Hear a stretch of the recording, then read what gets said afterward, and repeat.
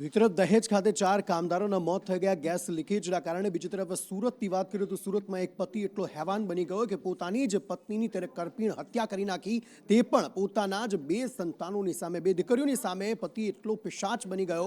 કોઈ કારણસર પત્ની સાથે ઝઘડો થયો હતો ને સૂતેલી જે પત્ની હતી તેનું ગળું કાપીને તેને હત્યા કરી નાખી. આ સમગ્ર મામલે પોલીસે વધુ તપાસ હાથ ધરી, આરોપીની ધરપકડ કરી અને કાયદેસરની કાર્યવાહી હાથ ધરી છે. કામ ધંધો કરતો ન હતો પતિ, અને એ જ બાબતે પતિ પત્ની વચ્ચે ઝઘડા થતા હતા અને આ જ ઝઘડાના કારણે પતિને ગુસ્સો આવ્યો અને તેણે પોતાની પત્નીની જ કરપીણ હત્યા કરી નાખી. હવે હત્યારા પતિ જયસુખ વાણિયાની ધરપકડ કરી લેવામાં આવી છે અને વધુ તપાસ હાથ ધરાઈ છે.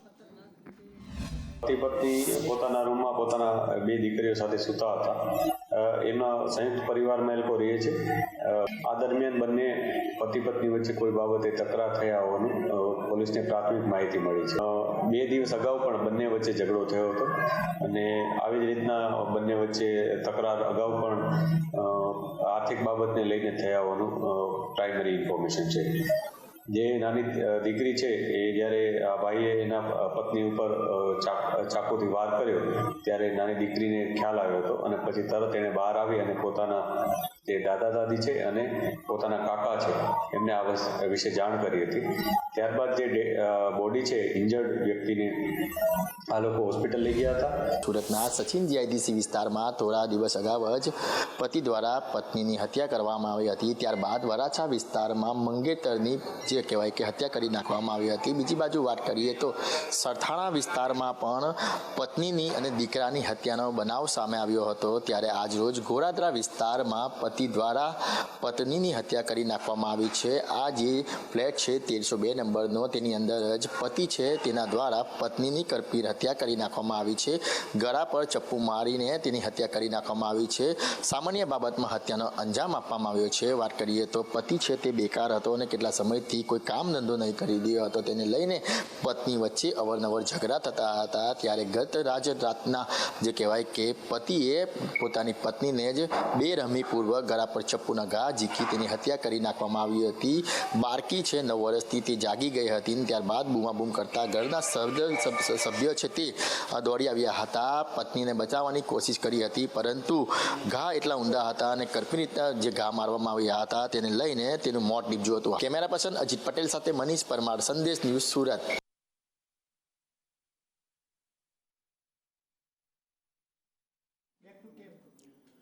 એક તરફ સુરતના ગોડાદરામાં બનાવ બન્યો, બીજી તરફ સુરતમાં જ કેટલાક જે પતિ હતા, કેટલાક પુરુષો હતા, તેમણે એકઠા થઈને આ જ મામલાનો વિરોધ કર્યો છે. ન માત્ર આ મામલાનો, પરંતુ આ જ પ્રકારના અને જે ખાધા ખોરાકી ભરણ પોષણ આપવું પડે છે, ભરવું પડે છે, તેને લઈને જ તેમણે વિરોધ દર્શાવ્યો છે. પુરુષો માટે એક કમિશનની રચના કરવાની પણ આ અલગ અલગ પુરુષો એ માંગ કરી છે. મહિલાઓના અધિકારોના દુરુપયોગનો મુદ્દો જે છે તે તેમણે ઉઠાવ્યો છે. જસ્ટિસ ફોર અતુલ સુભાષ સહિત આવા અનેક પ્લેકાર્ડ સાથે આ જે પુરુષો છે તે એકઠા થયા હતા, વિરોધ નોંધાવ્યો હતો અને સાથે પુરુષો માટે એક કમિશનની રચનાની માંગ કરી હતી. તેમણે કહ્યું કે ન્યાય માટે તમારો અવાજ ઉઠાવો, તેવી વાત, તેવી અપીલ જે છે તે આવા પુરુષોને કરવામાં આવી છે જે તેમની પત્નીથી પીડિત છે. अतुल सुभाष करके जो एक विक्टिम था जिसने फेक केस की वजह से आत्महत्या की है 9/12 को, ठीक है, तो हम उसके खिलाफ प्रदर्शन कर रहे हैं कि उसको न्याय मिले और पुरुषों के लिए भी एक सही कानून बने.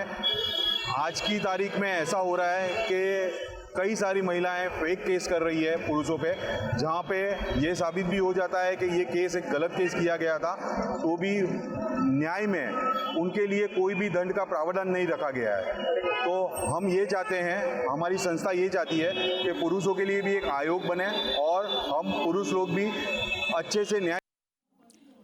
તો સુરતમાં તો અલગ અલગ મુદ્દાને લઈને વિરોધ પ્રદર્શન કરવામાં આવ્યું, પરંતુ રાજકોટમાં એક આ જ પ્રકારનો મામલો સામે આવ્યો છે, જેમાં એક પતિએ પોતાની જ પત્ની વિરુદ્ધ કેટલાક મુદ્દાઓને લઈને વિરોધ કર્યો. તેણે કહ્યું કે આ પહેલા પણ તેણે લગ્ન કર્યા હતા અને તે વ્યક્તિ પાસેથી પણ તેણે પૈસા ઉઘરાવ્યા હતા. બીજી તરફ હવે તેની સાથે જ્યારે તેને છૂટાછેડા લેવા છે ત્યારે તેની પાસે પણ પૈસાની માંગણી કરવામાં આવી રહી છે. તેણે કહ્યું કે પત્નીના પિતા અવારનવાર કોર્ટમાં જાય છે, અવારનવાર પતિઓ બદલવાનો તેઓ ધંધો કરે છે. પ્રકારનો કેસ કરેલો હોય, રાજકોટ ફેમિલી કોર્ટના જજ દ્વારા જે પુરુષને પ્રતાડિત કરવામાં આવે છે એની આ એક નાની એવી કહાની છે. કોર્ટે અમારી કોઈ પણ વાત મંજૂર રાખ્યા વગર ભરણ પોષણનો વચગાળાનો હુકમ કરેલો છે અને પૈસા ભરવા માટે કાયદેસર રીતે દબાણ કરવામાં આવે છે. સમયાંતરે જેમ કેસ આગળ વધતો ગયો એ પ્રમાણે કોર્ટમાં અમે મારા પત્નીના પિતા દ્વારા વારંવાર અવારનવાર પુરુષોને પ્રતાડિત કરવા માટે કોર્ટમાં ઢસડી જવામાં આવે છે અને તેમની દીકરીઓ પુરુષ બદલાવાનો કાયદેસરનો ધંધો કરે છે એ જાહેર કર્યું છતાં કોર્ટે અમારી વાત માન્ય રાખી નહીં. ત્યારબાદ મારી પત્નીને કોર્ટમાં ગૃહિણી એવું દર્શાવી અને પોતે નોકરી કરે છે તે વાત કોર્ટમાં અમે રજૂ કરી છતાં પણ કોર્ટે અમારી વાત મંજૂર રાખી નહીં. અમરેલીમાં રાજકીય ગરમાવો ત્યારે જોવા મળ્યો જ્યારે વિધાનસભાના દંડકના નામે એક લેટર ફરતો થયો અને તેમાં એવો આરોપ લગાવવામાં આવ્યો કે તે ભારતીય જનતા પાર્ટીના જ નેતા માટે વિરોધ કરી રહ્યા છે. હવે આ મામલામાં 4 આરોપીઓ જે છે તેમની ધરપકડ કરવામાં આવી છે અને અંદરો અંદર જ કોઈ વ્યક્તિએ આ પ્રકારે કાવતરું રચીને લેટર જે છે તે વાયરલ કર્યો હતો તેવી માહિતી પ્રાપ્ત થઈ રહી છે. સિનિયર નેતાઓ સુધી હવે આ આખું કનેક્શન હોવાની આશંકાઓ સેવવામાં આવી રહી છે અને આ મામલામાં પોલીસ તપાસ પણ થશે. ધારાસભ્ય કૌશિક વેકરિયાને બદનામ કરવાનું આખું કાવતરું હતું. પોલીસ તપાસમાં સિનિયર નેતાઓના નામ પણ સામે આવે છે. સૂત્રો તરફથી માહિતી પ્રાપ્ત થઈ રહી છે અને કેટલીક જગ્યાએ હવે તપાસ પણ થશે તેવું પોલીસના સૂત્રોનું કહેવું છે. અમરેલી તાલુકા પંચાયતના પ્રમુખ કિશોરભાઈ કાનપરિયાના નામનો એક ફરજી લેટર વાયરલ થયો હતો જેની અંદર ધારાસભ્ય કૌશિકભાઈ વેકરિયા વિરુદ્ધ ભ્રષ્ટાચારના આરોપો કરવામાં આવ્યા હતા. તેના ઘટનાને પગલે 4 આરોપીઓને પોલીસ પકડી લાવી છે અને એમની ઓફિસે રિકન્સ્ટ્રક્શન માટે લાવવામાં આવી છે અને આ રિકન્સ્ટ્રક્શન લાવવા માટે 3 ગાડીની અંદર પોલીસ ચુસ્ત બંદોબસ્ત વચ્ચે આરોપીને લાવવામાં આવી છે. હાલ તેની ઓફિસમાં રિકન્સ્ટ્રક્શન થઈ રહ્યું છે અને આની અંદર મોટા માથાઓ સંડોવાયેલા હોય તેવી પૂરેપૂરી શક્યતાઓ પોલીસને મળે તેવી સંભાવના છે. સૂર્યકાંત ચૌહાણ, સંદેશ ન્યૂઝ, અમરેલી. અમદાવાદના વધુ એક બિલ્ડર સામે લોકોમાં ભારોભાર રોષ જોવા મળી રહ્યો છે. લોકો એકઠા થઈ રહ્યા છે અને બિલ્ડર સામે હવે કયા પ્રકારે કાર્યવાહી કરવી, કઈ રણનીતિ સાથે આગળ વધવું તેના માટે ભેગા થવાનું નક્કી કરાયું છે. અમદાવાદના સાઉથ બોપલ વિસ્તારમાં આ બિલ્ડર જે પ્રિવિલોન બિલ્ડર જે છે તેમના સામે હવે રોકાણકારોમાં ભારોભાર રોષ જોવા મળી રહ્યો છે. રોકાણકારોએ આગામી રણનીતિને લઈને બેઠક કરી હતી અને બેઠકમાં આગામી સમયમાં કઈ રીતે કાયદાકીય રીતે આગળ વધવું તેના માટેની રણનીતિ ઘડી હતી. અમદાવાદના બોપલ વિસ્તારની અંદર એક બિલ્ડરે લોકો પાસેથી પૈસા તો લીધા પરંતુ તેમને ઘર નથી આપ્યા અને ફૂલકું ફેરવીને ઉઠી ગયો છે, જેને લઈને અત્યારે જે લોકોએ પૈસા ભર્યા હતા તે ભેગા થયા છે અને તેમની માંગ છે કે જે બિલ્ડરોએ પૈસા લીધા છે તેમના વિરુદ્ધમાં કાર્યવાહી થાય, તેમની ધરપકડ કરવામાં આવે અને જે બુકિંગ લીધા હતા તેને લઈને સરકાર દ્વારા પણ કાર્યવાહી કરવામાં આવે. ત્યારે આપણે સીધા જે ભોગ બનનાર છે તેમની સાથે વાત કરીશું. સાહેબ, શું આખી ઘટના છે? સર, પ્રિવિલન ગ્રુપ દ્વારા 2 સ્કીમો બહાર પાડવામાં આવી હતી. એક 14 સ્ટોરી જ્યાં મલ્ટિપલ ટાવર્સ હતા અને એક 22 સ્ટોરી જેની સામે અત્યારે આપણે ઊભા છીએ. આ 2 સ્કીમ રેરા અપ્રુવલ પહેલાં એમણે બહાર પાડી અને લોકોના પ્રી લોન્ચ બુકિંગના નામે બુકિંગના પેટે પૈસા લેવાના ચાલુ કર્યા. અને સર, લગભગ નવરાત્રિ કે દિવાળી પછી એમણે ત્યાં બોર્ડ ઉતારી દીધા અને ત્યાં અત્યારે જ્યાં 14 માળની બિલ્ડિંગ જે પ્રિવિલોન ગ્રુપનું પ્રોજેક્ટ હતો ત્યાં ક્લબ ડેવલપર્સ દ્વારા પોતાનું બોર્ડ લગાવી દેવામાં આવ્યું છે. આ તરફ ઇકોઝોનને લઈને હવે વિવાદ જે છે તે ચરમસીમા પર જોવા મળી રહ્યો છે, જેમાં ભારતીય જનતા પાર્ટીના જ નેતાઓ જે છે તે અંદરો અંદર બાખડ્યા હોય તે પ્રકારની સ્થિતિ જોવા મળી રહી છે. ભારતીય જનતા પાર્ટીમાં આંતરિક મતભેદ જે છે તે ચરમસીમાએ જોવા મળી રહ્યો છે. વિસાવદરના બંને જે પૂર્વ ધારાસભ્યો છે તેમના વચ્ચે આ ગજગ્રાહ જોવા મળી રહ્યો છે, કારણ કે હર્ષદ રીબડિયા જેમણે એવું કહ્યું હતું કે હું ખેડૂતો સાથે છું, ખેડૂતો મારા માટે પ્રથમ છે, પછી જ પક્ષ છે, એ પ્રકારે નિવેદન આપનાર નેતા સામે જ હવે પ્રહારો કરવામાં આવ્યા છે. ભૂપત ભાયાણીએ આડકતરો ઇશારો કરીને હર્ષદ રીબડિયા પર જ પ્રહારો કરી નાખ્યા અને આ જ રીતે આંતરિક ગજગ્રાહ જે છે તે અહીં જોવા મળી રહ્યો છે. સરકારને અને ભારતીય જનતા પાર્ટીને એમ કેમ પ્રકારે બદનામ કરવાના ઈરાદાથી અમુક લોકો હમણાં નીકળી પડ્યા છે. તો એવા લોકોને હું પૂછવા માંગુ છું કે મિત્રો, ઇકોઝોન તો 2016થી લાગુ છે. 300 કરતાં પણ વધુ ગામો 2016થી ઇકોઝોનમાં આવે છે. નવી ગાઈડલાઈન મુજબ 196 ગામમાં ઇકોઝોન લાગુ થયો છે. તો એમાં ખેડૂતોને શું તકલીફ પડવાની છે, ખેડૂતોને કેવી રીતે હેરાનગતિ સહન કરવાની છે, એના વિશે કોઈ માહિતી આપતું નથી. પણ તમારી જમીન વહી જશે, અહીંયા મોટા મોટા ઉદ્યોગપતિઓ આવીને જમીન લઈ લેશે અને પછી તમને વોચમેનમાં રાખશે. આવી વાતો કરીને લોકોને ભ્રમિત કરવામાં આવે છે.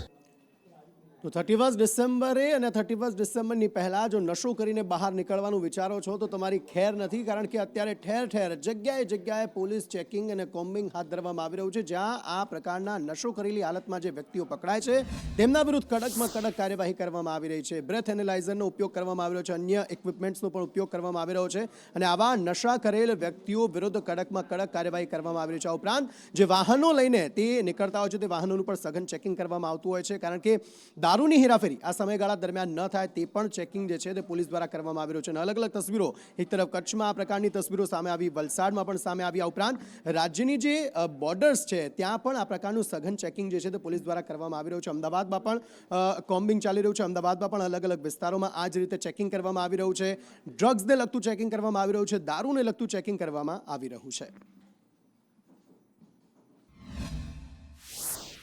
31 ડિસેમ્બર આવનાર છે, જે અનુસંધાને ડીજી સાહેબે એક ખાસ ડ્રાઈવનું આયોજન કરેલ છે, જેમાં અમારા આઈજી સાહેબ અને અમારા એસપી સાહેબના સૂચના અને માર્ગદર્શનથી 24 કલાક શિફ્ટ વાઇઝ અહીંયા એક પીએસઆઈ તથા 25 અધર પોલીસ સઘન વાહન ચેકિંગ ચાલુ છે. પ્રોહિબિશનનું વહન કરનારા અને પ્રોહિબિશનનું સેવન કરનારા ઉપર કાર્યવાહી કરવા માટેની કામગીરી ચાલુ છે. બનાસકાંઠા જિલ્લો એ આંતરરાજ્ય સહિત આંતરરાષ્ટ્રીય બોર્ડર ધરાવતો જિલ્લો છે, ત્યારે આંતરરાજ્ય એટલે કે રાજસ્થાનથી ગુજરાતને જોડતી બોર્ડર, અમીરગઢ બોર્ડર એ અતિ સંવેદનશીલ બોર્ડર ગણાય છે. આ બોર્ડર પરથી અનેક વખત ગુનાહિત પ્રવૃત્તિઓ છે તે ઝડપાઈ ચૂકી છે, ત્યારે આગામી 31ને લઈને કોઈ પણ ગુનાહિત પ્રવૃત્તિઓ ગુજરાતમાં ન પ્રવેશે તેને લઈ બનાસકાંઠા પોલીસ એલર્ટ બની છે. અત્યારે હું અમીરગઢ ચેકપોસ્ટ પર છું ને અહીંયાના સીધા દ્રશ્યો બતાવી રહ્યો છું કે જે પ્રકારે રાજસ્થાનમાંથી ગુજરાતમાં જે વાહનો પ્રવેશી રહ્યા છે તે તમામ વાહનો સહિત વાહન ચાલકોનું ચેકિંગ કરવામાં આવી રહ્યું છે. બ્રેથ એનાલાઇઝર ગન દ્વારા વાહન ચાલકો છે તે કોઈ નશાહિત પ્રવૃત્તિમાં તો નથી ને, તેનું ચેકિંગ કરવામાં આવી રહ્યું છે. તો સાથે જ અહીંયા જે પોલીસ જવાનો છે તે પોલીસ જવાનો દ્વારા રાજસ્થાનમાંથી ગુજરાતમાં પ્રવેશતા તમામ વાહનોનું ઝીણવટતાપૂર્વક ચેકિંગ કરવામાં આવી રહ્યું છે. કોઈ પણ ગુનાહિત પ્રવૃત્તિ ગુજરાતમાં ન પ્રવેશે તેને લઈને અત્યારે બનાસકાંઠા પોલીસ છે તે ખૂબ જ એલર્ટ મોડમાં જોવા મળી રહી છે. અહીંયાના જે પોલીસ જવાનો છે રાઉન્ડ ધ ક્લોક ચેકિંગ કરતા જોવા મળી રહ્યા છે. મહત્વની વાત છે કે 31 દરમિયાન અનેક ગુનાહિત પ્રવૃત્તિઓ છે તે અનેક બોર્ડરો પરથી ઝડપાતી હોય છે, ત્યારે બનાસકાંઠાની અમીરગઢ ચેકપોસ્ટ પરથી કોઈ પણ ગુનાહિત પ્રવૃત્તિ ગુજરાતમાં ન પહોંચે તેને લઈને અત્યારે બનાસકાંઠા પોલીસ છે તે અહીંયા એલર્ટ મોડમાં જોવા મળી રહી છે. ધવલ જોશી, संदेश न्यूज, बनासकांठा. 31 के त्यौहार की उजवणी को लेकर के पुलिस की अलग अलग टीमें बनाई गई हैं और आज से ही यानी कि कल रात से ही रात के 8 से लेकर के 12 बजे तक स्पेशल वाहन चेकिंग डीजी सर की सूचना के अनुसार प्रारंभ की गई है. इसमें शहर के एंट्री और एग्जिट पॉइंट्स पे व्हीकल चेकिंग की जा रही है और ब्रेथ एनालाइजर के साथ व्हीकल चेकिंग की जा रही है और इसमें ड्रिंक एंड ड्राइव के ज़्यादा केसेस करने के लिए हम लोग प्रयास कर रहे हैं.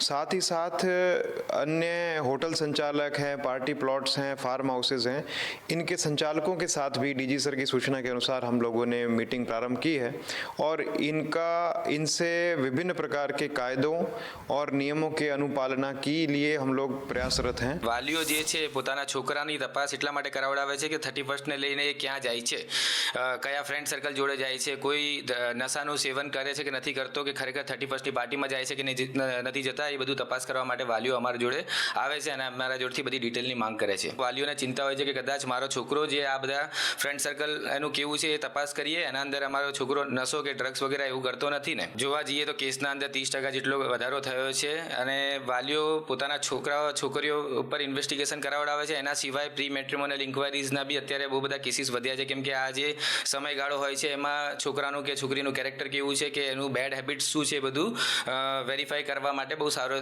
ટાઈમ હોય છે, એટલા માટે પ્રી મેટ્રિમોનિયલ ઇન્ક્વાયરીઝના કેસ બી વધ્યા છે. વાત છોટાઉદેપુરની કરીએ. છોટાઉદેપુરમાં એક વ્યક્તિને સારવાર કરાવવા જવામાં એક ખરાબ અનુભવ થઈ ગયો અને અનુભવ એ રીતે થયો કે ડૉક્ટર નશાની હાલતમાં હતો અને એ નશાની હાલતમાં એટલી હતો કે તેને સારવાર કઈ રીતે કરવી તે જ ખબર નહોતી પડતી અને આ પ્રકારનો કડવો અનુભવ આ વ્યક્તિને થયો કે જે બાદ એક વિડીયો જે છે આ મામલાનો સામે આવ્યો છે, જેમાં ડૉક્ટર અનિલ જાદવ નશાની હાલતમાં હોવાનો વિડીયો જે છે તે વાયરલ થયો છે. અમિત પટેલ આ અંગે વધુ માહિતી આપી રહ્યા છે. અમિત, જણાવશો શું વધુ વિગતો? સામૂહિક આરોગ્ય કેન્દ્ર ત્યાં જે એક અંતરિયાળ વિસ્તારનો એક ગામનો યુવક પોતાના સસરાની સારવાર માટે લઈને ગયો હતો ત્યારે ત્યાં જે હાજર ડોક્ટર હતા, હાજર ડોક્ટર જે નશાની હાલતમાં જોવા મળ્યા હોવાનો આક્ષેપ કરી રહ્યો છે ત્યારે જેને એને ડોક્ટર સાથે જે ચર્ચા કરી, ડોક્ટરે ચર્ચાની અંદર ઉદ્ધત વર્તન કર્યું, તેને લઈને યુવકે વિડીયો બનાવી લીધો અને આ વિડીયો વાયરલ કર્યો છે. મહત્વની વાત એ છે કે સામૂહિક આરોગ્ય કેન્દ્ર અને અંતરિયાળ વિસ્તારના આદિવાસી વિસ્તારની અંદર ડોક્ટરોની અછત હોવાથી સરકારી જે દવાખાના છે ત્યાં દર્દીઓ જતા હોય છે, પરંતુ કેટલીક વાર ડોક્ટરો હાજર નથી હોતા અને મળે છે તો આ નશાની હાલતમાં મળતા હોય છે, જેને લઈને લોકોમાં રોષ પણ જોવા મળી રહ્યો છે. વાત કરવામાં આવે તો જે સામૂહિક આરોગ્ય કેન્દ્રના ડોક્ટર જે નશાની હાલતમાં હોવાનો આક્ષેપ જે યુવક કરી રહ્યો છે તેને લઈને જે જિલ્લા આરોગ્ય વિભાગ છે તેને એક્શનમાં આવી અને તપાસના આદેશ કર્યા છે. જી સમાચારો તરફ આગળ વાત કરીએ. વાત રાજ્યની ઠંડીની કરી લઈએ. તાપમાનમાં 1-2 ડિગ્રીનો વધારો થવાની શક્યતા વર્તાવવામાં આવી રહી છે, એટલે કે જે કાળઝાળ અને કડકડતી ઠંડીનો અનુભવ કેટલાક દિવસ સુધી થઈ રહ્યો છે તેમાં 1-2 દિવસ સુધી રાહત ચોક્કસપણે જણાઈ રહી છે. आने वाले हफ्ते की बात करें तो गुजरात में मौसम मुख्य तौर पर ड्राई बना रहेगा। बारिश की आने वाले हफ्ते में अभी कोई भी प्रकार की संभावना नहीं है। साथ ही अगर हम बात करें पिछले 24 घंटों में कैसा रहा है मौसम, उसमें कहीं भी जो है बारिश दर्ज नहीं की गई है। साथ ही अगर हम बात करें तापमान की, उसमें सबसे न्यूनतम तापमान नलिया में 5.6 डिग्री सेल्सियस दर्ज किया गया है। अहमदाबाद में 15 डिग्री सेल्सियस और गांधीनगर में 14 डिग्री सेल्सियस के टेम्परेचर दर्ज किया गया है। कोल्ड वेव की संभावना अभी कहीं भी देखने को नहीं बनी है। साथ ही साथ अगले 5 दिनों तक भी जो है अभी कोल्ड वेव की जो है किसी प्रकार की चेतावनी नहीं जारी की गई है। साथ ही बात करें तापमान की अगले 5 दिनों तक, उसमें तापमान मोस्टली नो लार्ज चेंज में बना रहेगा विथ राइजिंग टेंडेंसी। मोस्टली जगहों पे जो है तापमान 1-2 डिग्री जो है ग्रेजुअल राइज देखने को मिलेगा अगले 5 दिनों तक।